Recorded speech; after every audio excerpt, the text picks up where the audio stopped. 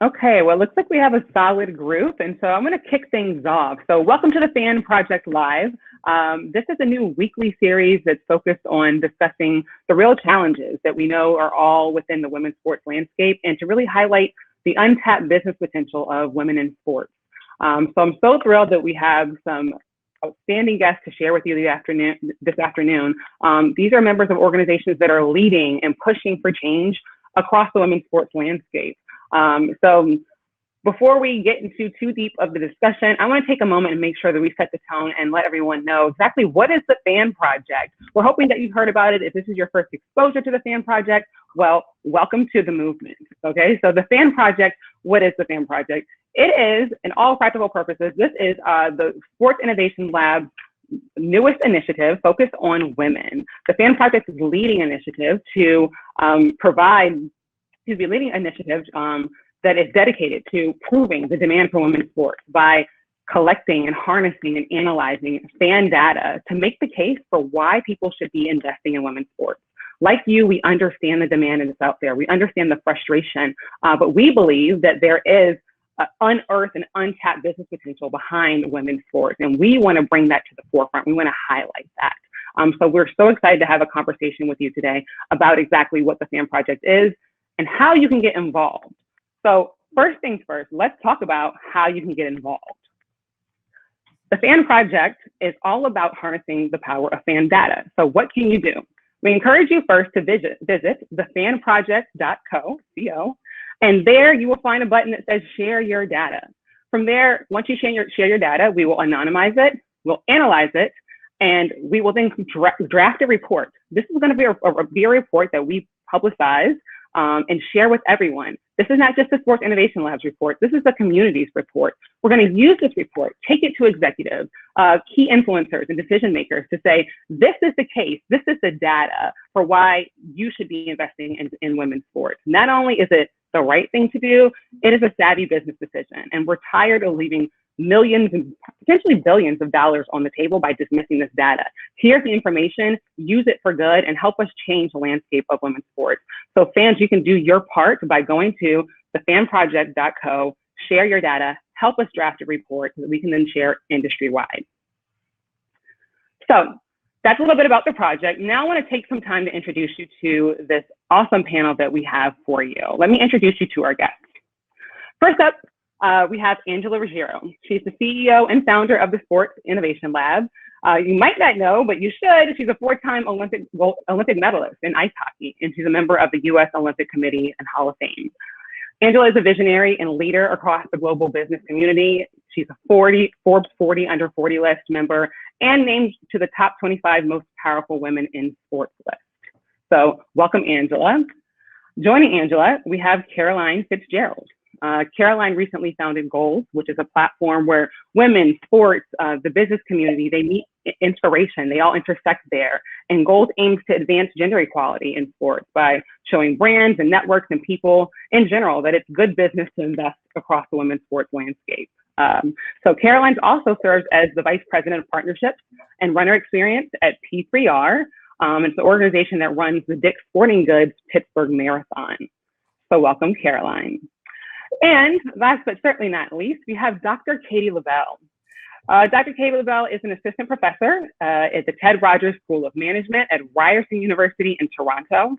Her research is focused on developing the business case for the new model in women's sports. So undoubtedly the appropriate fit for this discussion. So as we dive into conversation, I want to remind you, please continue to utilize the chat box. We see that it's very active. We will save a couple minutes at the end of this discussion for some Q&A, but I'm going to kick it over to Angela Ruggiero to help lead our conversation around driving investment in women's sports. So Angela, please kick it off. Thanks, Megan. You rock. Love that you're part of the Sports Innovation Lab driving our initiatives around women's sports. So excited to kick this series off with two incredible women. Thank you for spending time. Thank you for being great partners of the Fan Project, seeing and being so aligned with our vision to change women's sports, to change sports holistically. And we believe data is such an important element of that. So that's what this conversation will steer around. Maybe kick it off to you, Caroline. Tell us what is Goals? Why did you start Goals? What's the mission? I think there's alignment with what we're doing. You're building the business case for women's sports. Tell me what you're doing. I love it so much. Angela, thank you so much for having me. Megan, thank you for having me. So Goals is a platform where sports business, activism, and inspiration intersect. So we're relatively new. We've been around for about 6 months now. But at Goals, we're deeply committed to advancing gender equality in sports. And we're aiming to do that by showing brands, networks, and really people in general that it's good business to invest in women's sports. So our core programming and the mug that Angela is so wonderfully doing some product placement with, our podcast is called The Business Case for Women's Sports, where we aim to do just that. We try to build the business case for women's sports, and we do that by interviewing leaders across the women's sports industry to dig into topics like data insights, marketing strategies, and sponsorship deals. So just to share a little bit about my background and what led me to start Goals. So I'm as Megan said, the Vice President of Partnerships and Runner Experience at P3R, which is the organization that puts on the Dick's Sporting Goods Pittsburgh Marathon every year. So my professional expertise is in developing brand partnerships and sponsorships for sporting events. So going further back to my education, I graduated from the Honors College at Penn State, where I played varsity club basketball and earned dual degrees in marketing and women and gender studies. So I'm a lifelong female athlete. I'm currently a high school girls basketball coach. I'm a woman that works in sports, and I really take a feminist approach to everything that I do. And I've seen, I think, like all of us here, the profound impact that a positive athletic experience can have on young women and girls. So about 6 months ago, I decided to start Goals and hopefully leverage some of my experiences to create some positive change for women's sports. So I'll just close by saying thanks again for having me. Goals and the Fan Project have a lot of alignments. We share a very, very similar mission and a lot of the same core values. And I think we're all just trying to build that business case for women's sports. And I'm thrilled to be here. So thanks for having me. Yeah, you're right. Total alignment.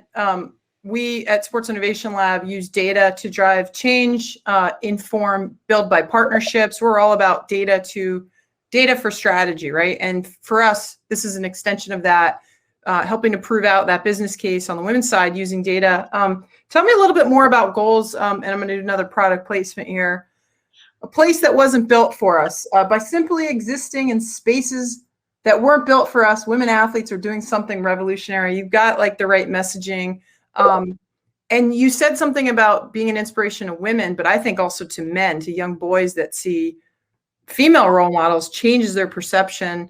Tell me a little bit more about your what you aspire to change in this space, and then we can move on to Dr. Labelle. Yeah, absolutely. And that question, it immediately brings a quote to mind, actually from Michelle Obama. And she once said, "The difference between a broken community and a thriving one is the presence of women who are valued." And by that standard, the sports industry, as it is right now, is kind of broken. Currently, female athletes receive less than 4% of media coverage. We've all seen that stat.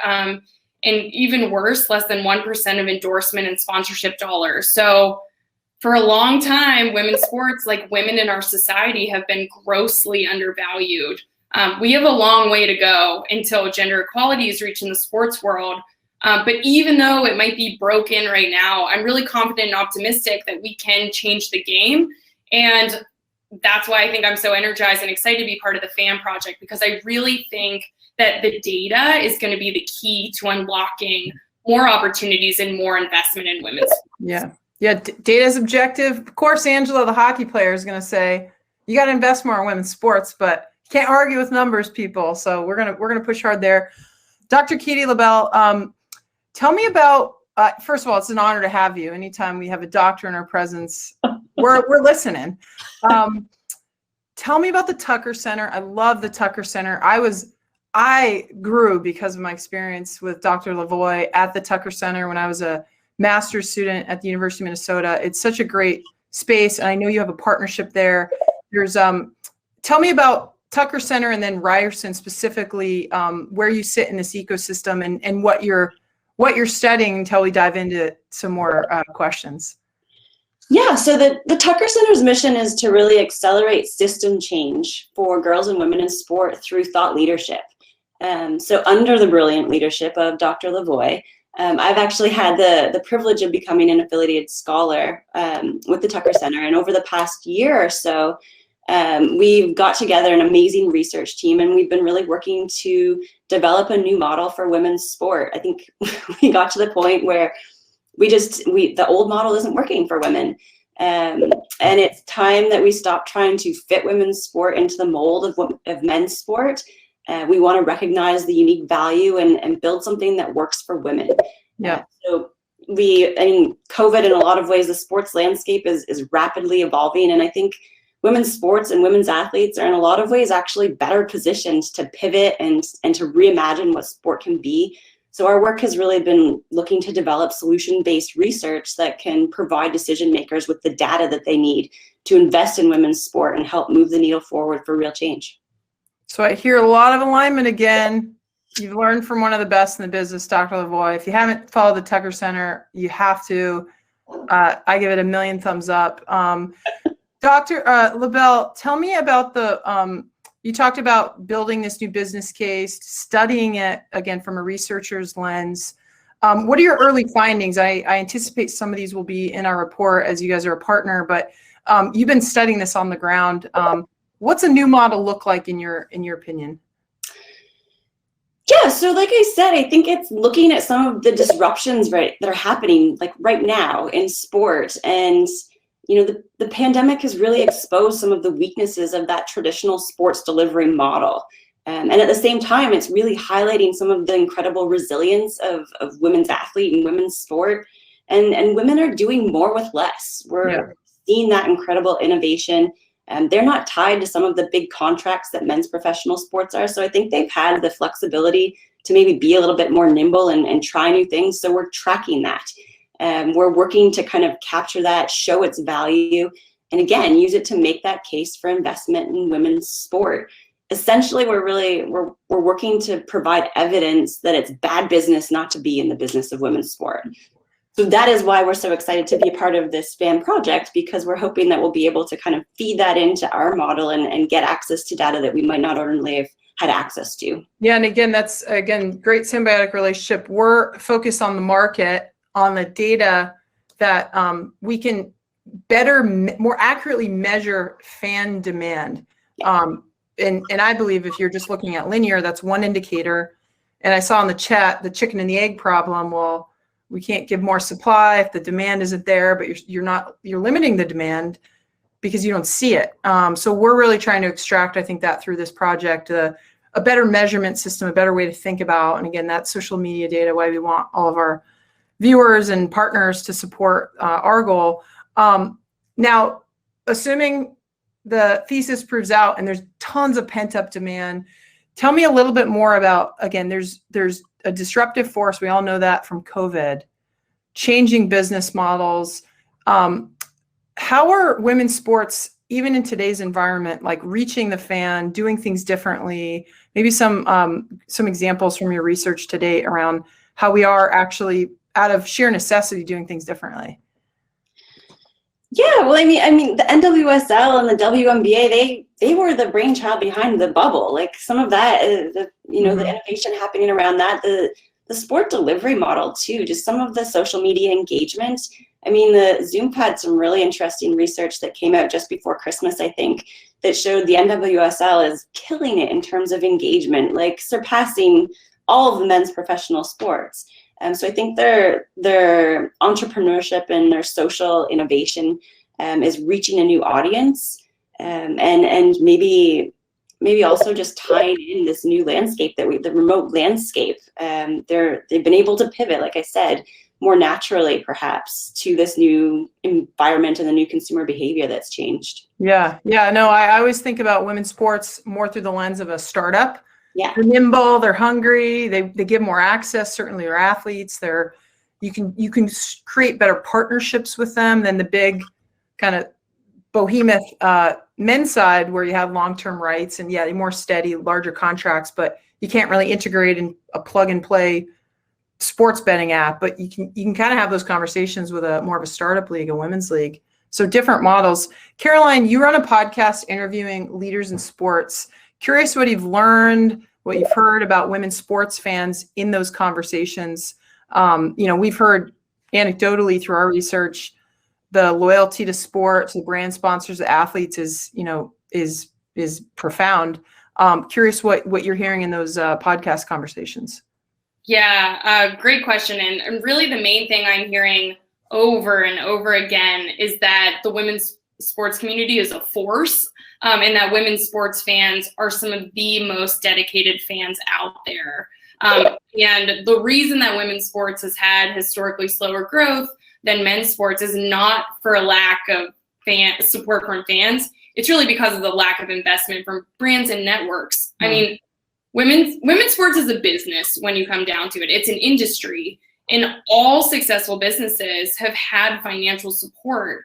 And women's sport, despite having a limited number of resources available and investment from the industry, we've made significant gains. It's actually quite astonishing what the women's sports industry has been able to achieve with these limited resources. And I'll give you an example. And Dr. Labelle, I know you've done research on this, the WNBA orange hoodie, Eb Jones was the first guest on the Business Case for Women's Sports podcast. She was the woman responsible for the development and the deployment of the influencer campaign.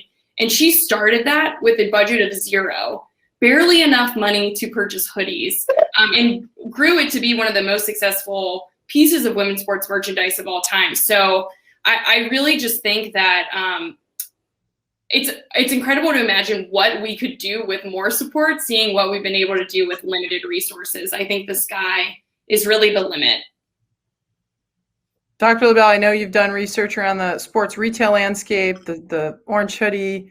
What have you learned in regards to the fans, the women's sports fans that you're seeing in this space? They're incredibly underserved. Mm-hmm. I mean, in terms of sport retail, I mean, we know the sector's growing. We know that women over-index men in terms of their personal sportswear expenditures, their overall household purchasing power. We've observed significant differences in the number of sport products available between genders.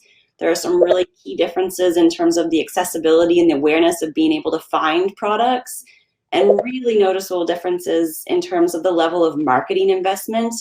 We're starting to note some issues around some of the performative marketing where brands are saying that they're an ally, when really, when you start to peel back the layers, there's not a lot of substance there. But I think in short, we're seeing that the women's retail market is incredibly underserved. Yeah. I couldn't agree more. And I think now the power of the female sports fan, but women's sports in general, women's sports fans, there isn't the one size fits all. Just playing off of that, what we're trying to do is build a research paper. We're market researchers, but you are a researcher for a living. You're a doctor. Why is this so important relative to all the other campaigns that we see, or like, why do you think a research-backed paper, what you do on a daily basis, what we're attempting to do with this coalition, is so important in moving the needle on to push for more investment in women's sports? I mean, as researchers, the data is the hardest part to get sometimes, particularly this kind of data. Mm-hmm. We don't have ready access to it. So to be able to dig in there and be able to find out what people are actually doing and have those numbers to be able to plug them into a model and show that growing demand, and then build out kind of the innovation between, to show that there's a different way of doing things and it's succeeding. You'll have numbers and data to actually tell that story. It's not going to be just opinion based, which I think is such a big problem in all business decisions around women's sport right now. Yeah. And there's just that inherent bias that people just don't think that there's a market for women's sports. So if we're able to use that data to prove the market for women's sport, then Caroline, as she said, the sky could be the limit. All right. We all have opinions. We're all subjective. We all have our own biases, but data, different attempt to go at this, different way to prove, to solve. You're already doing it on the research side. We're going to try to add the fuel to the fire to all the good work that you're doing, and Caroline, you're doing. Before we go, I want to field some questions, but I want to quickly get your "she did that" moment. Hashtag she did that. We're getting, if you can't see powerful women, if you want to see more powerful women, She Did That is our campaign to say, when was the time were you inspired by a woman in sports or women's team in sports? And if you want more of that, be a part of this. So Caroline, you first. What's your She Did That moment? This is probably the hardest question I'll take all day because there's so many out there. But for me, this past WNBA season moved me in ways that I have never been moved before. And the women of the WNBA, what they did during their bubble season to fight for racial justice and continue to lead when it comes to athlete activism, it's the thing that really sparked me to say, yes, I'm going to launch goals. And I want to do what I can to drive more investment in this league and these women and women's sports in general to try to get women compensated appropriately for their work and their labor. The whole season was my She Did That moment. The women of the WNBA and their players inspire me daily. Dr. Labelle? Well, I've been a lifelong athlete, so I remember vividly kind of the first female athletes that really stuck out in my mind. Joanne Millar and Marion Limpert were swimmers for Canada. I was obsessed with Amy Van Dyken for a while as a burgeoning competitive swimmer. So their performances were completely inspiring, and I wanted to be just like them when I grew up. And like you said, Caroline, along the way, I've picked up a lot of other role models in the past. But I would say too, I also am the mom to a really sporty little girl. And I think one of the reasons that motivates me to get up and do this work every day is I took her to a PWHPA event. And to be a mom and watch her eyes light up when she met Natalie Spooner and Hilary Knight and Marie-Philippe Poulin. She didn't stop talking about hockey until she saw Bianca Andreescu win the US Open. And then she wanted to be on the tennis courts every day. She'd squat down with her little racket and tap her leg 3 times because that's what she saw Bianca doing. So representation matters. For me, that's why this is so important. I have firsthand look every day to kind of know why it matters so much and how quickly preferences are shaped and how powerful seeing is to believing. And at the end of the day, I want my daughter to grow up in a world where anything is possible. And that's really my motivation to do the work we're doing, why this is so important to move the needle forward. I love it. If you can see it, you can be it. Billie Jean King, great friend. She's just role model of mine as well. And I couldn't agree more. The visibility. That's why hopefully this will push the industry to increase that number. Maybe there's a new way to measure fandom. That's what we're attempting to do. Say, look, your fans are everywhere. They do lots of things outside of just watch. And we're stuck on 4%. You're missing out on the demand that's all the activity, the behavior activity that fans, that's what we're going to measure. That's what we're hoping to give through this fan project.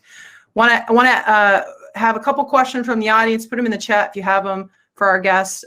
First one, Katrina Gallus, who I know is pushing hard in her own way. How do we encourage brands to be more transparent with the investments they are making in women's sports?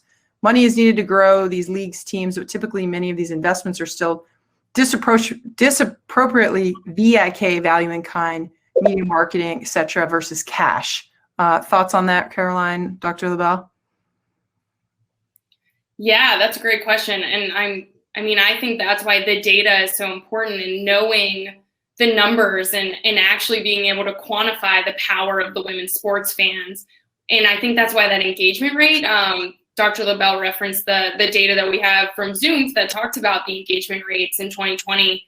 And we know that more engaged fans are more likely to make a purchase. So having that information and the power of the data that's going to come out from the fan project, I think is going to be, again, really the key to driving more investment and asking brands for more money, more than just in-kind product for women's sports.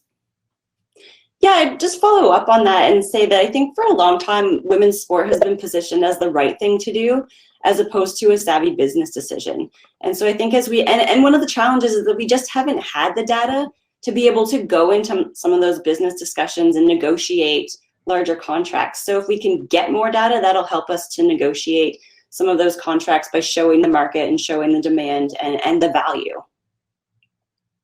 Yep, I couldn't agree more. And I thought back to I wanted to be a member of the LA Kings when I was a little girl, because those were the only role models I could see. I could see male athletes, and my family let me dream. Fortunately, they didn't tell me women don't play in the NHL, and I became an Olympian. But to your point, I think earlier, just thinking about it now, Dr. Lebel, like your daughter has women to look up to, which that's what we want to drive: more investment to get more visibility, to get more inspiration, and by the way, maybe it's just entertainment. There's a lot of men, there's a lot of women who just want to sit back on their couch and their new 8K TV and be like, that was a sick play, from women's athletes, not just male athletes, from athletes. We take the women's out. Any closing thoughts on the business case outside of the data, but again, why you're so passionate about what you're doing in your respective roles? Yeah, I mean, I can go first and close it out on my end. I just think we're fighting for something so much bigger than just gender equality in sports here. What we're doing is harnessing the transformative power of sport to create a world where gender equality exists. So the data shows that girls who play sports become women who lead, and the connection between female empowerment and sports is really undeniable. So again, it's good business. It's a sound business, a savvy business decision to invest in women's sports, but it is also the right thing to do for the future of women and girls in our society. So it's very important, and thrilled to be here. Dr. Bell, close us out. It's bad business to not be in the business of women's sports. There you go. That's it. Pretty simple. Drop the mic there. Love it. Well, thank you again for being on. Our first intro to the FAN Project. You guys are great partners. Goals, phenomenal organization. Dr. Lebel, both with Ryerson and the Tucker Center. Thanks for what you do on your side of the fence, on the research side, and just continue all the great work you're doing. Thanks for being a part of this, and we'll be there along the way with you. Thanks so much for having us. We're thrilled to be a part of this project. Thank you. I'll turn it over to Megan Perry. Close us out. Perfect. Thanks, ladies, for joining. And I just want to say, for everyone that joined our conversation, don't let the conversation stop there. There's a way that you can actually take action. And what can you do? Join the FAN Project. By doing that, we collectively have the power to use the data to create change. So I encourage you to join the fanproject.co. If you have questions, check the chat box. There's been contact information that's been dropped there on how you can get involved if you're looking to potentially partner with us. We would love to have a conversation with you, but let's continue to drive change together. Fanproject.co. Tell all your people, tell all your friends, and tell all your enemies. And we are excited to continue this movement alongside you. So, and thanks, everyone. just sign up for the newsletter. We'll keep you posted on the progress. We're coming back next week, right, Megan? It's our weekly series. So you guys stay tuned for more updates and announcements of who else we're going to feature in our guest chair. So join us again. Thank you, Caroline. Thank you, Dr. Lebel. Thank you, Megan. See everyone next week.